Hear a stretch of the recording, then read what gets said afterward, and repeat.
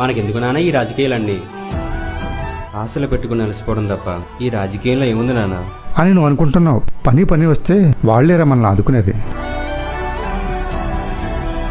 Hello, scene గారు boss రమ్మంటున్నారు. వచ్చేస్తున్నాను. చెప్పండి. శ్రీని ఇంకా రాలేదా? ఇంకా రాలేదండి. అన్నట్టు చెప్పడం మర్చిపోయాను. మనకు 3 గవర్నమెంట్ జాబులు ఇచ్చారు.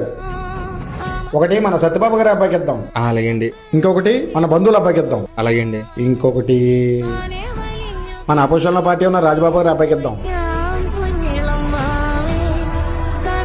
గత 5 సంవత్సరాలు బట్టి సీన్ గారు మన దగ్గర ఉన్నారండి. అలాంటిది వాళ్ళ కొడుకు ఖాళీగా ఉన్నాడండి. ఆయన కొడుకు ఇస్తే బాగుంటది కదండి. ఆడెప్పుడు మన కూడా కదా తిరిగేది. వాడికి ఇచ్చిన ఇవ్వకపోయినా పర్లేదు, కానీ ముందు అపోజిషన్ పార్టీకి ఇస్తే వాళ్ళు కూడా మనలో కలుగుతారు. రాజకీయాల్లో ఎదగాలంటే ఇలాంటి పన్నాలరా. మనకెందుకు నాన్న ఈ రాజకీయాలన్నీ? ఆశలు పెట్టుకుని అలసిపోవడం తప్ప ఈ రాజకీయంలో ఏముంది నాన్న? ఇది రాజకీయం అంటే ఒక నాయకుడు తన పదవి కోసం ఏదైనా చేస్తాడు. మీరు మీ నాయకుడి కోసం ఏదైనా చేస్తారు. ఈ చదరంగంలో నాయకుడు రాజు అవుతాడు. మరి మీరేమవుతారు?